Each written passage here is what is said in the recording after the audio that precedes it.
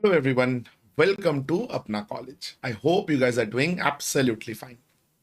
तो चलो आज है second day of puzzles, right? That is stacked based. तो देखो वही आई told you guys, sitting arrangement and puzzles हम लोग लास्ट फेज में कर रहे थे.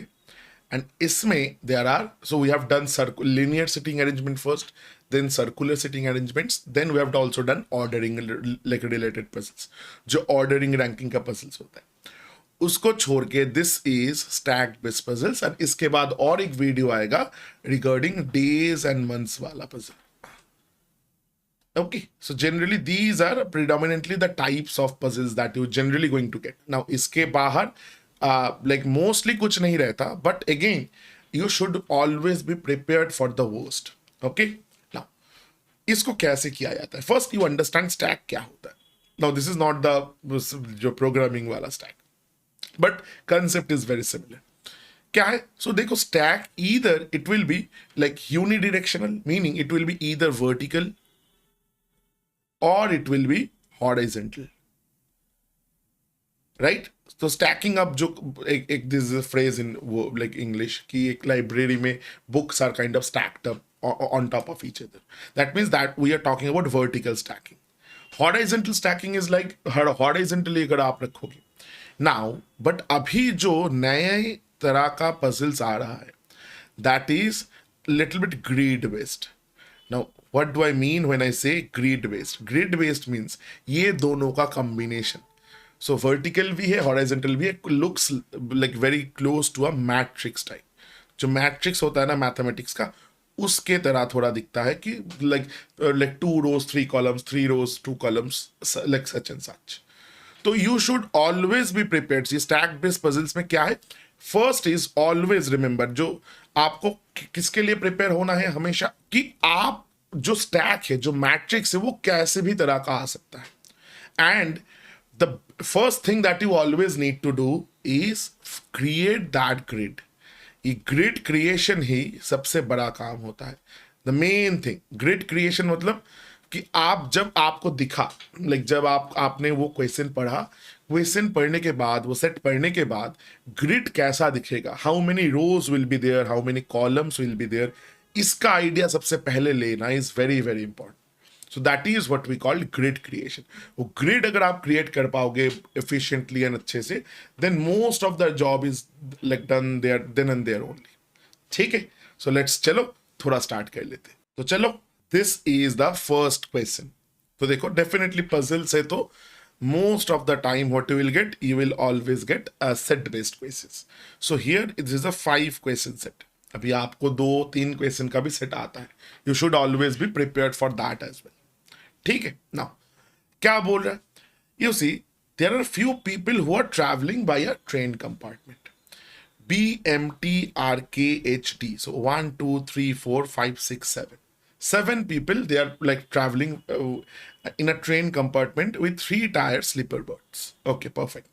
Each of them has a different profession of engineer, doctor, architect, pharmacist, lawyer, journalist, and pathologist. देखो, please understand one very important thing here. Puzzles में ये important क्या क्यों है? This is a number of variables for this particular question is 2. सोचो अच्छे से. If we don't take grid creation as a like variable, if we don't take like grid जो है उसको एक variable की कैसा होगा वो भी unknown है, तो उसको अगर variable लोगे तो then it becomes 3. But we generally don't take it as a variable. तो variable like क्या है? इधर 2 है. क्या क्या?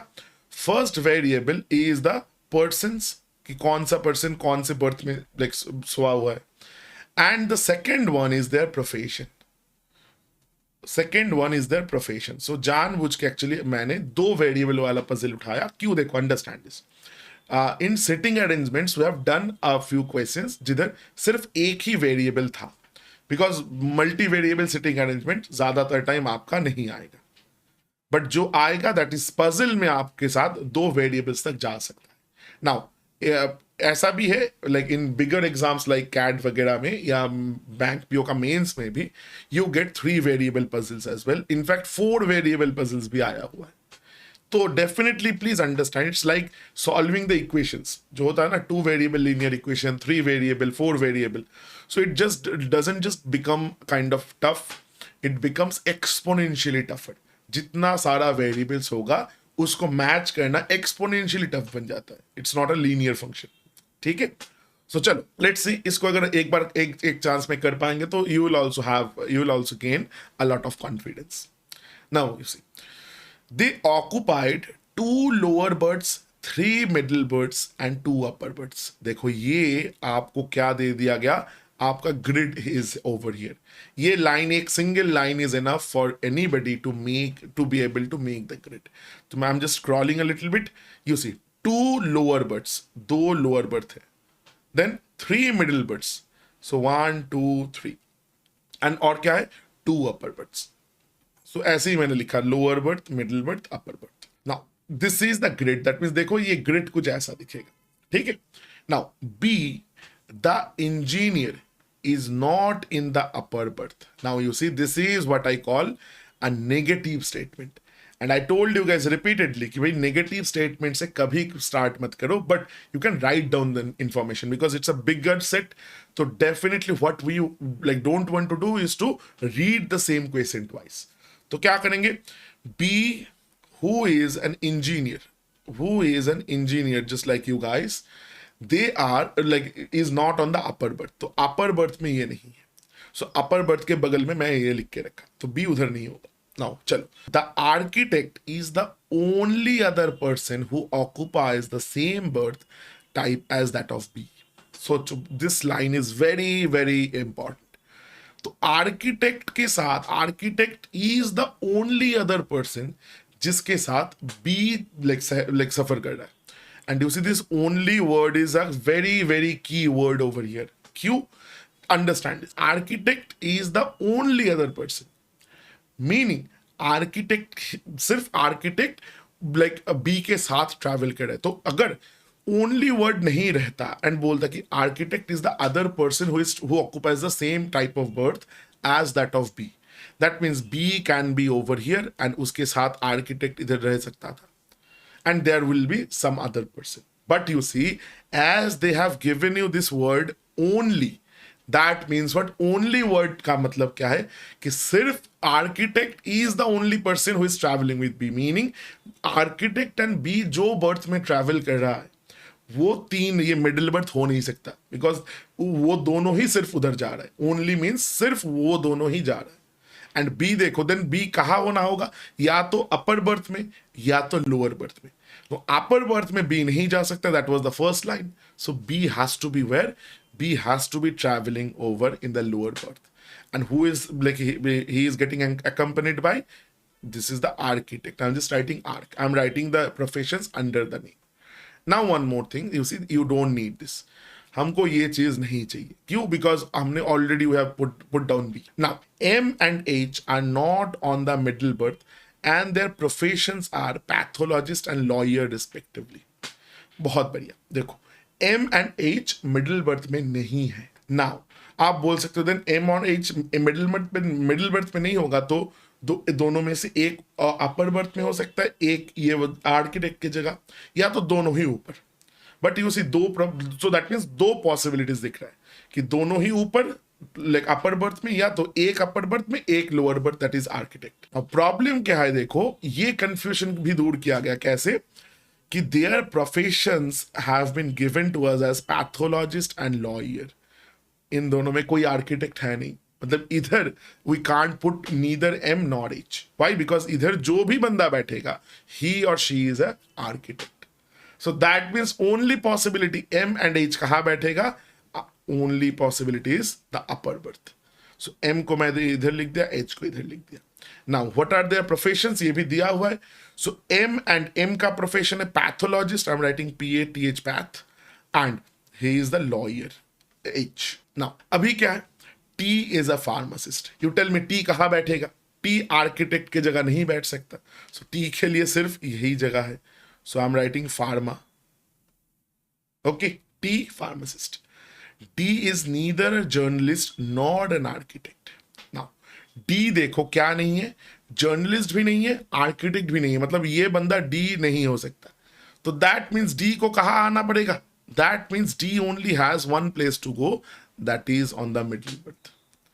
Now K occupies the same type of berth as that of the doctor. पहले अभी थोड़ा रुको, क्योंकि देखो हम लोग बहुत दूर तक हम लाइक पहुंच चुके हैं।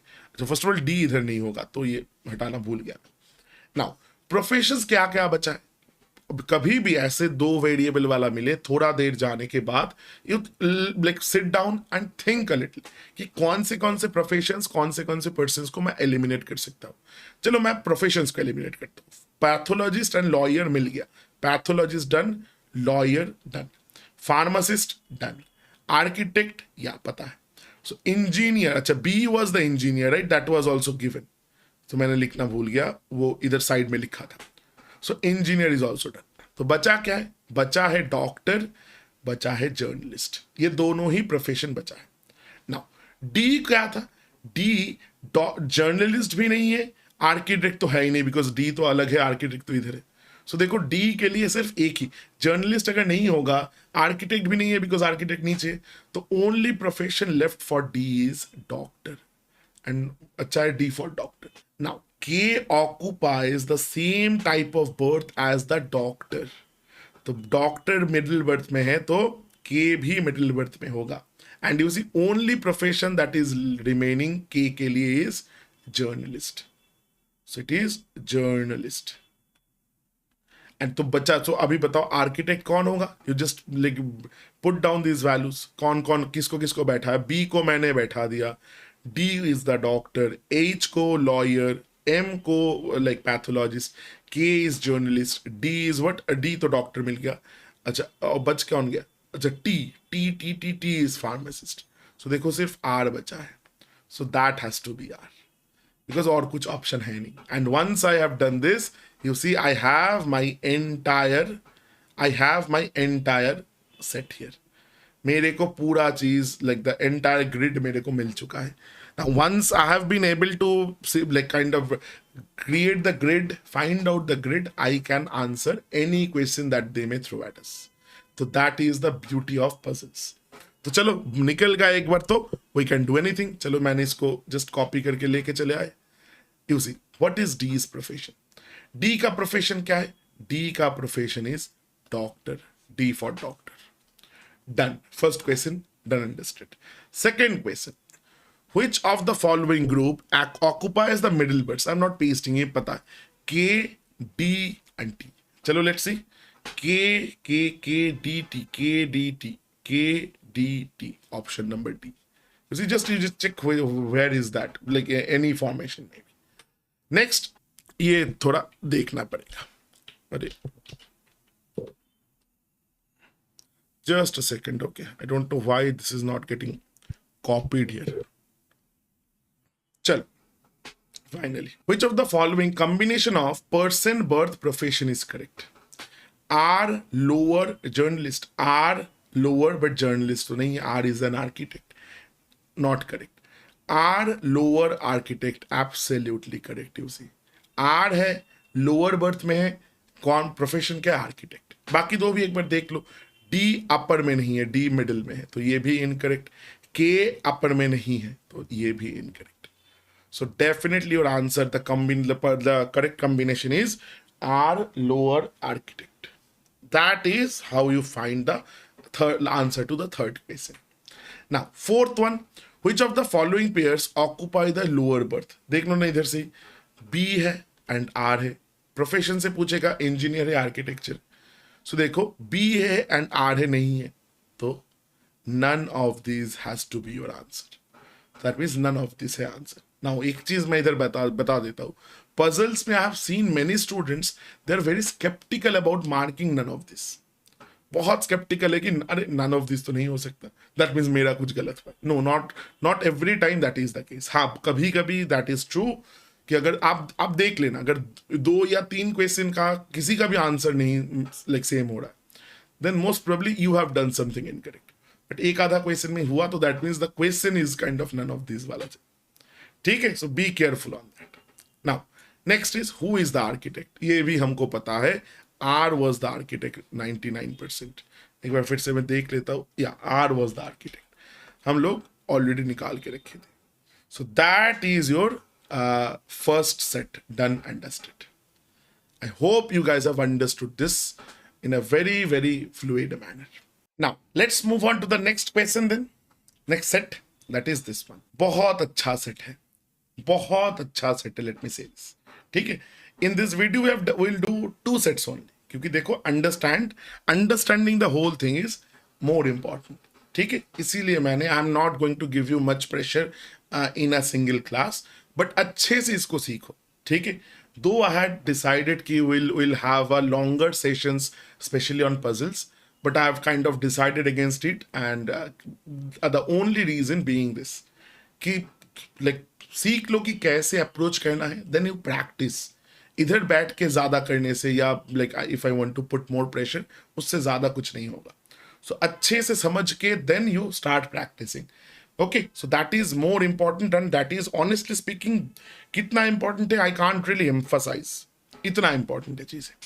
Now क्या है, 7 friends A B C D E F G studied in colleges X Y Z and are currently in different professions, namely medicines, fashion designing, engineering, business, acting, teaching and architecture, not necessarily in the same order। कितने variable से देखो, अभी एक extra variable जोड़ दिया ये colleges वाला, तो 3 कॉलेजेस से पास आउट है कितने लोग, 7 लाइक दोस्त। So college X, college Y, college Z. Now please understand one simple thing, एक चीज बहुत अच्छे से सोचो। अच्छा चलो पहले पढ़ लेते हैं, I am going there. First point at least पढ़ लो, at least 2 and not more than 3 friends had studied in the same college। अच्छा, this is a very very important point। क्या बोला, minimum 2 people have gone to a particular college and एक college में 3 से ज्यादा लोग नहीं है, maximum can be 3। Now so total कितने लोग हैं, 7, टोटल लोग हैं 7। नाउ जस्ट थिंक, 7 को 2 and 3 के बेसिस में, तो ओनली पॉसिबल नंबर्स है 2 and 3, क्योंकि मिनिमम 2 लोगों को जाना है एक कॉलेज में एंड मैक्सिमम 3 लोग जा सकते। सो 7 को 3 कैसे डिवाइड करें, देखो ना, जो मेरे दिमाग में आ रहा है 2 + 2 + 3। कैन आई से दिस, मतलब 2 एक कॉलेज में 2 बंदा गया, दूसरे कॉलेज में भी 2 बंदा, एंड तीसरे कोई कॉलेज में 3 बंदा गया। दैट मीन्स ये XYZ जो 3 कॉलेज है, इसमें से एक कॉलेज में 3 लोग लग जाएगा एंड बाकी 2 कॉलेज में 2 लोग जाएगा। बट कौन से कॉलेज में 3 है, दैट आई डोंट, वो नहीं पता मेरे को अभी तक। So we will kind of get to know like in this thing. चलो next point, C is an architect and studied in college Y। देखो एक बहुत अच्छा चीज दे दिया कि C जो है भाई वो आर्किटेक्ट है, एंड क्या था, वो कॉलेज Y से पढ़ा है, right. Now E is not a businessman। Again, this is a negative point। I told you guys, negative point and negative statement से start मत करो, इसको दिमाग में रख के चलो। Now, only G amongst the 7 friends have studied in college X along with E। तो देखो एक चीज मिल गया कि G भी कॉलेज X में पढ़ा, along with whom, along with E। तो E also have studied in college X। चलो ठीक है। F is an engineer and did not study in college Y। अच्छा, सो एक चीज देखो, X जो कॉलेज था उसमें कितने लोग जा सकते थे, minimum 2 and maximum 3। Now Y college में, Y ये जो F जो इंजीनियर है वो Y कॉलेज में गया नहीं, सो दैट मीन्स Y में नहीं जाएगा दिस इंजीनियर और F, तो इधर X में जाएगा या तो Y में Z में जाएगा, बिकॉज Y में तो जा नहीं सकता। Now you see, only word is here. Only G amongst the amongst the 7 friends have studied in college X, and along with whom, along with E। This only word means कि सिर्फ G और E ही college X से पढ़ा था। College X में 3 बंदा साथ में नहीं गया, इधर 2 ही बंदा गया। क्यों गया, because like how did I get to know this, only word is there. That means बाकी जो भी है, या तो X का जो दरवाजा है that is kind of shut, X में और कोई नहीं जाने वाला। सो अभी बचा कुछ जो भी दोस्त है या तो Y पे जाएगा या तो Z पे जाएगा। Now F has not studied in college Y, तो F कहाँ जाना पड़ेगा? For F there is only one option, that is college Z. F was an engineer. ये इंजीनियर था, ये भी हमको पता है. Now till this part I hope it is clear. Now let's move on. B is an actor, did not study in the same college as F. मतलब F कहाँ पढ़ा था? F Z को पढ़ा, like Z में पढ़ा था, college Z में. बट B जो एक्टर है वो क्या किया? वो सेम कॉलेजेस F में नहीं गया. बट तो आप बताओ, X कॉलेज में एंट्री मना है, X इज डन, X में 2 ही बंदा था, हो गया. तो क्या है? एंड Z में भी नहीं जा सकता B. वाई? बिकॉज Z में B F बैठा है, तो F जो कॉलेज में पढ़ा, B वो सेम कॉलेज में नहीं जा सकता. So only option for B is college Y. And क्या था वो? उनका profession was actor. Done. A did not study in college Z. एक बहुत अच्छा चीज मिल गया. X में कोई नहीं जाएगा, कॉलेज Z में A नहीं गया. Now you see, you will say sir ये तो नेगेटिव पॉइंट है, बट आप क्यों ले रहे, आप क्यों खुश हो रहे? But please understand, sometimes these things also work. I told you ना कि sometimes positive and negative statement को मिला के कुछ आ सकता है. Over here you see, X कुछ नहीं हो सकता बिकॉज X का दरवाजा बंद हो गया. Z में A नहीं गया, तो A के लिए only position is college Y. And that means ये भी मिल चुका है कि देन भाई एक काम करो कि भाई इधर कॉलेज X में टोटल 2 स्टूडेंट्स, कॉलेज Y में 3 स्टूडेंट्स, कॉलेज Z में 2 स्टूडेंट्स. ये 2 2 3, सो 3 वाला कौन आया? 3 वाला आया कॉलेज Y. अच्छा, और एक चीज, एक ही बंदा बचा है, तो उनका सो A B C मिल गया मेरे को, उनका लाइक कॉलेज वगैरह. देन उसके बाद E भी मिल गया, G भी मिल गया, F भी मिल गया. मिला कौन नहीं? D नहीं मिला. सो D के लिए क्या होगा? D के लिए सिर्फ एक ही जगह बचा है, that is college Z. Now professions अभी सबका नहीं निकला. देखो 4 लोगों का प्रोफेशंस बचा है, 1 2 3 4. Now one just drop 1 second and understand कौन सा प्रोफेशन हमने लिख लिया. Architect done, that is a profession of C. Actor, that is also done, acting, because वो B का प्रोफेशन था. F क्या था? F वॉज इंजीनियर, वो भी डन. तो बचा क्या है? मेडिसिन है, फैशन डिजाइनिंग है, बिजनेस है, टीचिंग है. Now please understand. और एक क्या पता है? E is not a businessman, तो बिजनेस E नहीं करेगा, कोई दूसरे लोग करेंगे. नाउ नाउ नाउ नाउ बाकी बचा कुचा पॉइंट पढ़ लेते. Those who studied in college X, neither fashion designers nor teachers. College X में क्या क्या नहीं हो सकता? Negative point, that is fashion designer नहीं हो सकता, या तो टीचर भी नहीं हो सकता. तो ये दोनों नहीं हो सकता. Now this is for college X, this is for college X. Last point क्या बोले? नन ऑफ दो studied in college Y is a teacher. College Y से क्या नहीं आ सकता? टीचर नहीं आ सकता. तो टीचर कॉलेज Y में नहीं हो सकता. तो देखो टीचर जो है वो कॉमन मिल गया मेरे को. टीचर ना तो कॉलेज X में हो सकता है, टीचर ना तो कॉलेज Y में हो सकता है. तो टीचर कहाँ हो सकता है? सिर्फ Z में. Z में किसी का प्रोफेशन बनाना बचा है, D का बचा है. सो दैट मीन्स D का प्रोफेशन आएगा टीचर का. एंड यू सी, टीचर को ये नेगेटिव कंडीशन को हटा दे. नाउ दैट मीन्स अभी एक ही कंडीशन बचा है कि लाइक कॉलेज X में फैशन डिजाइनर नहीं हो सकता, राइट? तो फैशन डिजाइनर अगर कॉलेज X में नहीं होगा, तो X को छोड़ के सिर्फ A का ही प्रोफेशन बचा है. So that has to be fashion designing, because और कुछ ऑप्शन है ही नहीं हमारे पास. तो फैशन डिजाइनिंग Y कॉलेज का स्टूडेंट A ने पढ़ा है. नाउ प्रोफेशन क्या बचा है? आ जाओ फिर से. टीचिंग हो गया, फैशन डिजाइनिंग हो गया, बचा है मेडिसिन एंड बिजनेस. इसमें से E जो है वो बिजनेस नहीं है, बिजनेसमैन नहीं है, वो बिजनेस नहीं करता. तो बिजनेस कौन करेगा बताओ? बिजनेस एक ही बंदे के लिए बचा है, दैट इज G. नाउ अगर बिजनेस G का हो गया तो देखो G is also business is done. तो only profession remaining is medicine, and that is your kind of the whole thing. आपका ये चीज लाइक जो ग्रिड था and everything, that is right in front of you guys. That is right in front of you guys. So that is your stack. हो गया. देखो इतना बड़ा था, बट जो रिजल्ट आया, जो पजल सॉल्व करके जो रिजल्ट आया, दैट इज प्रिटी स्मॉल. बहुत सिंपल वाला रिजल्ट है, कुछ भी उल्टा सीधा इधर उधर का चीज है नहीं. Please understand, this is something that we need to like work with. चलो क्वेश्चंस पे चलते, क्वेश्चंस पे चलते. चलो इसी को इधर से कॉपी कर लेते.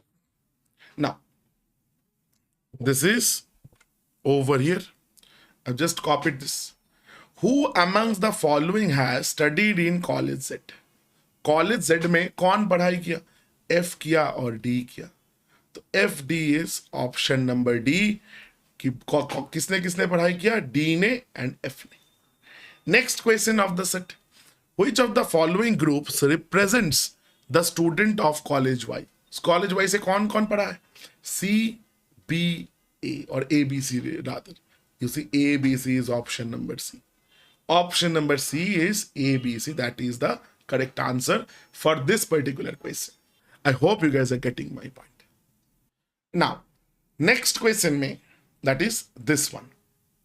What is the profession of F? चलो, I'm not copying this anymore. F कहा गया, F कहा गया. F का प्रोफेशन क्या था? इंजीनियर. अच्छा, ये ना गंदा क्वेश्चन है, ये गंदा क्वेश्चन है. Can you guys, can anyone tell me why? इसके लिए आपको कुछ नहीं करना था. It was given in the question itself कि एफ क्या था? एफ इंजीनियर था. सो ये कोई दूसरे का प्रोफेशन पूछना चाहिए था. That's the better approach. ठीक है, तो ठीक है, पूछ लिया तो क्या करें. Now next, who amongst the following is in the profession of medicine? आप देख के बताओ, मेडिसिन में कौन है? मेडिसिन में बैठा है E. E is there in the medicine, so that is option number A. Done. Next क्या है? What is the profession of A? A का प्रोफेशन क्या है? चलो इधर से ही देख लेते. ए का profession was F D, meaning fashion designing. Fashion designing means option number D here. So देखो, our whole set is done. So that was how you solve the stack based puzzles. ठीक है? You see, very important. Once again, before I end this video, let me say this. Stacked based puzzles बहुत important है. And कैसे करना होता है एक के बाद एक बैठा के, ये ग्रिड वाला जो चक्कर है, ये समझना बहुत बहुत बहुत ज़्यादा इंपॉर्टेंट है. Everything will come down to this grid making. अगर आपको ये ग्रिड का क्रिएशन अच्छे से आता है, then everything is fine. But if you are someone who haven't got the hold of how to make the grids, I will strongly suggest कि आप बहुत अच्छे से इसको प्रैक्टिस करो.